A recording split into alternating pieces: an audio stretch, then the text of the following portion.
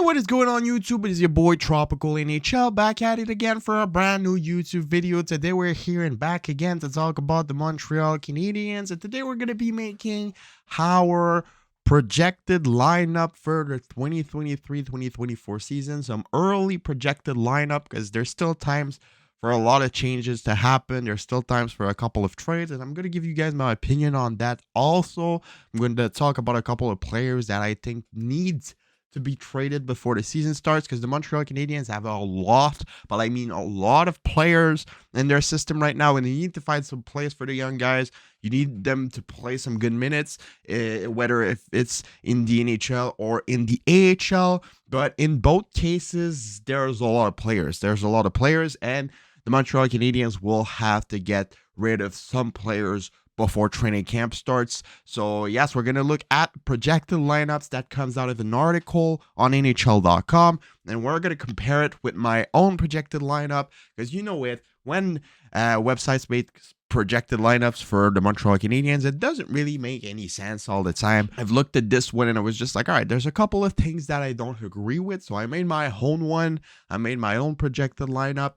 Like I said, there's still a lot of times for things to change, but this is my opinion as of right now for the team. But before getting into that, I invite you guys to subscribe if you haven't already. We're trying to get to 5K subscribers before training camp, and yeah, 70% of people watching the videos are not subscribed. So if all of you guys subscribe, we should be able to do it, and that would mean the world to me. Let's try and get 100 likes on this video as well. That would be amazing. So yes, Montreal Canadiens projected lineups. The season is coming really fast. Like, we're in July, almost in August already, and training camp starts in September. We're gonna get the rookie camp and all of that. It's going to be a lot of fun following. So yes, it's coming really fast. It's coming fast, and it's going to be exciting. So yes, we're gonna take a look at the projected lineup made out of an article on NHL.com first. So yeah, pretty interesting article. They talk about a lot of things. I'm gonna leave the article in the description down below if you guys want to go read it. They've talked about a couple of interesting things, but today we're interested in the projected lineup. So here's the projected lineup that they came up with. First line, Sean Monahan, Nick Suzuki, Cole Caulfield. This one could be interesting. I don't really see Sean Monahan playing as a winger on the first line. I don't think it's that important to have Sean Monahan on that first line. I would rather see a guy like Slafkovsky, a guy like Doc, a guy like Newhook, a young guy get that ice time. I could definitely see Sean Monahan get some good ice time as well, but not on the first line. I want Sean Monahan to be the third line center of the Montreal Canadiens. Don't talk to me about Christian Dvorak. Don't talk to me about all of those guys. I want the center line to be Suzuki, Doc, Monahan, and then Jake Evans. I want Sean Monahan to play center. He can have still some good minutes playing on the third line, and playing less minutes with less aggressive players. It would probably help him prevent injuries, and we would probably be able to flip him better at the trade deadline if he's not injured. So yes, Sean Monahan on the first line, I don't really agree with that. Alex Newhook, Kirby Dach, Josh Anderson. This one could be interesting. I mean, Alex Newhook is not the biggest guy, but he plays heavy on his skates. He is strong on his feet. So playing him with Kirby Dach and Josh Anderson, who are two bigger guys, could definitely be something interesting. But like I said earlier, I don't think it's the perfect scenario. This line could make a lot of sense, but I don't want Juraj Slafkovsky out of the top six. So by putting all of those guys in the top six, there's no room for Juraj Slafkovsky, and I don't want Juraj Slafkovsky to play again on the third or fourth line, playing not big minutes. It won't be good for his development. If he's not to play on the top six, I would rather see him in the AHL. So having that second line could make a lot of sense. I think we're probably going to see this combination at some point during the season, because it makes a lot of sense. Newhook with Kirby Dach and Josh Anderson, I think it would work really well. And we saw Kirby Dach at the end of the year at the center position. He was really dominant, so it would make a lot of sense if they did that. As for the third line, this made me a little bit nuts, because if both of Christian Dvorak and Mike Hoffman are still there at the start of the season, I might be pissed off, because those guys are absolutely useless to the team. They're not bad players. I mean, Mike Hoffman scored a couple of goals last season. He got a pretty decent amount of points. Same thing for Christian Dvorak. He's good on faceoffs. They're not useless like on the ice. They can bring some interesting things, But as for the environment, as for what they're trying to do with the culture of the team, they are basically useless because they look like they don't care. And they said they didn't draft Mishkov because of that reason. They didn't want him to like bring down the culture they're trying to build. But Mike Hoffman, Christian Dvorak, Joel Armia, if all of those three players are still there when the season starts, I might be a little upset. Because if Mishkov would have dragged down the culture, what are those guys doing? They're showing up 1 game out of 4. This is not good. Like, this is not a great example for the young guys. So I don't like this line just because I don't want all of those players to still be there. I'm fine with Gallagher. I mean, Gallagher is a representative of what they're trying to build. He's showing up all the time, even though he's injured. So yes, Dvorak is going to be injured, most likely for the start of the season. But as for Mike Hoffman, try and cap dub him somewhere else, man. Try and do something. I have no idea. But like, he needs to be gone. Same thing for Joel Armia. And if all 3 of those players could be gone, that would be the best case scenario, in my opinion. Fourth line got me pissed off because we have Uriah Slafkovsky. There's absolutely no point on having Uriah Slafkovsky playing on the fourth line in the NHL. If you're to play him on the fourth line in the NHL, I'd rather see him playing on the top 6 in the AHL, getting some power play time and all of that. I'm all in for Uriah Slafkovsky to be in the NHL, but in a top 6 role, at least for the start of the season, to see how he improved, what he could bring. That would be interesting. Playing him on the top 6 on the first or second line, giving him good opportunities on the power play. Like, this is what you need to do with Uriah Slafkovsky. So if Uriah Slafkovsky is still playing third, fourth line minutes with no power play time, I might be a little upset. As for Jake Evans, I think he's the perfect fourth line center for the Montreal Canadiens, so I'm all in with Jake Evans. And for Joel Armia, I mean, Joel Armia is talented. Joel Armia is good at puck protection. He has good hands. He has good assets on the ice. He has skills and all of that. The only problem with Joel Armia is that he shows up only 1 game out of 4. And that's annoying. Because like I said, they're trying to build a culture, and Joel Armia doesn't really look like he cares that much, to be honest. As for the defense, it all made sense. Mike Matheson with Justin Barron, David Savard with Caden Goulet, Arbor Xhekaj with Jordan Harris. Goulet and Savard, we saw it last year. It works pretty well. As for Michael Matheson and Justin Barron, I mean, Justin Barron improved like crazy during last season. So I think he could be ready to play with Mike Matheson, and Mike Matheson would be a really, really good vet to teach Justin Barron how to play. They play a similar game in some ways, so that would be pretty interesting to see, in my opinion. As for Xhekaj and Harris, I mean, we saw them play together last year. They were pretty solid. Jonathan Kovacevic could also fit pretty well over there, so the defense kind of made sense. It's not perfect, but it made sense, in my opinion. And in net, we have Jake Allen and Samuel Montembeault. Samuel Montembeault being the second goaltender, Jake Allen being still there. I'm not a big fan of Jake Allen. I've said it multiple times. I think they should go all in with Montembeault, but yes, I don't think it will happen, honestly. I think they're going to stay with Jake Allen, at least for next season. So yes, this was the projected lineup made out of the article on NHL.com. Like I said, the article link will be in the description down below if you guys want to read it. Now we're going to take a look at my projected lineups for the Montreal Canadiens in 2023-2024.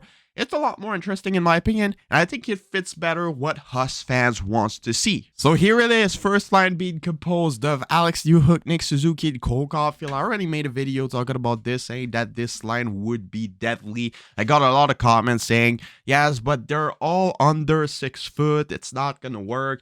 Yes, sure, but like, I think size is a bit overrated in the NHL. Yes, you need some big players to go in deep in the playoffs. Yes, you need all of that. But Alex Newhook and Nick Suzuki are still really, really solid on their skates. They are really, really solid on their feet. They're not the bigger guys, but they have some strength. They have some strength still. So I still do think that they would 100% be fine. I think that Alex Newhook, being the left-handed player playing with Suzuki and Caulfield, he's fast. He goes in the corners. He goes in front of the net. He's an amazing playmaker. I think he would work really, really fine with Suzuki and Caulfield. And I think that the line would be deadly. And I think that would bring Alex Newhook to a whole other level. So I at least want to see them try it. If it doesn't work, it doesn't work. But I'm practically 100% guaranteed that it would work 100% fine. As for the second line, I said it earlier. I want Juraj Slafkovsky to be playing in the top 6, at least for the start of the season, to see how much he improved, to see what he could bring to a top 6 in the NHL. If it doesn't work, you send him down to the AHL. You let him adapt to North America. You let him adapt to the AHL before getting adapted to the NHL. You try and build up his confidence. But I'm practically sure that if you play him on a top 6 role for a long time, for a couple of games, to let him adapt, I think he will be fine, and I think that he will start to produce. I would play him with Dach and Henderson. I mean, 3 big guys on the second line. Kirby Dach has been amazing at the center position last season. At the end of it, Josh Anderson scored a lot of good goals. They played pretty well when they played together with Slafkovsky at some point at the start of last year. So having Slafkovsky, Dach, and Anderson would be a pretty deadly line in my opinion. And I think that it would all make sense. And I think that this line would be probably as good as the first line, in my opinion. Third line, Hoffman, Monahan, RHP. Like I said, I want Armia and Dvorak and Hoffman to be gone. I think that at least one of them is going to be gone. Most likely Joel Armia. Like I said, Dvorak is probably going to be injured at the start of the year, so that's why he's not there. Mike Hoffman, he's most likely untradeable at the moment, so you try and make him produce. You try and let him get back to what he was doing before, scoring goals on a one-timer. And you hope that he gets his value up at least a little bit. He's on his last year of his deal, so maybe you try and flip him at the deadline for some dead wood or something. I have no idea. But in the longer term, Mike Hoffman needs to be gone.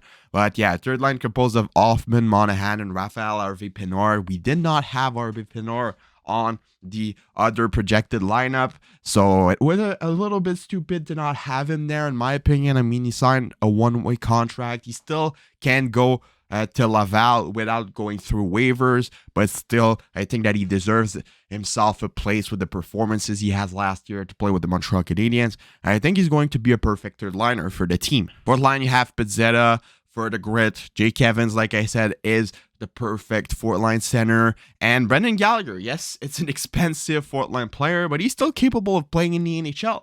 He's still capable of getting there if he remains healthy, by playing him on the fourth line with less minutes, with more of a leadership role, with more of a veteran type of role, scoring a couple of goals here and there, bringing some energy. I think that Brendan Gallagher would be doing 100% fine and would probably prevent some injuries by playing less ice time. I think that he needs to accept that he's not what he used to be anymore, and playing him on the fourth line would make a lot of sense, in my opinion, for the team. For the defense, we have Matheson and Savard. Yes, Matheson and Savard. I think that they would complement each other really well, a bit like Edmondson and Petrie back then. I think it would be a pretty similar duo. Second duo, we have Goulet and Mailloux. Yes, Goulet and Mailloux. I'm not saying that Justin Barron won't make the team, but I have a feeling that Mailloux is going to make it for the start of this season.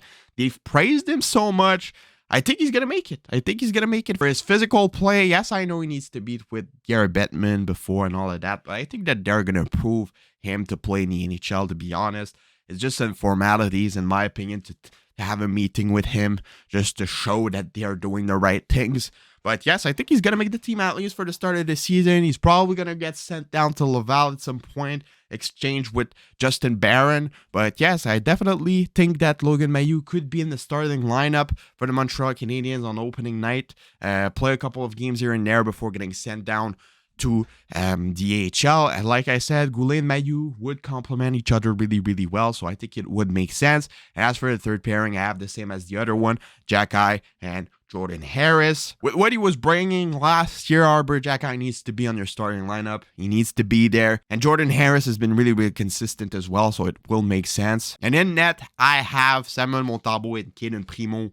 I mean, get rid of Jake Allen, to be honest. He hasn't been good. He hasn't been consistent. He hasn't been playing well. Samuel Montembeault needs to be the first goaltender. He's still young. He still has room to progress. You need to see how he does as a first goaltender playing over 50 games a year. That's what they need to do. And as for Kaden Primo, He needs to get through waivers before getting sent down to Laval, so they are most likely going to lose him if they do that. And I think that they would at least need to try him a couple of games in the NHL before doing so. So personally, I'm trading Jake Allen, and I'm going for a tandem of Montembeault and Primo. You can see what Montembeault is able to do as a first goaltender, and you can see what Primo is capable of doing in a full season in the NHL. If it doesn't work after a couple of months, you're like, all right, let's put him on waivers and let's trade for a second goaltender. It's easy to trade for a second goaltender, for a veteran, for example, to just back up Montembeault for the remainder of the year. But yeah, every time they've been calling up Primo, they've been trying him, one game sending him down, one game sending him down. They need to try him for more than that to let him be comfortable and let him build some confidence.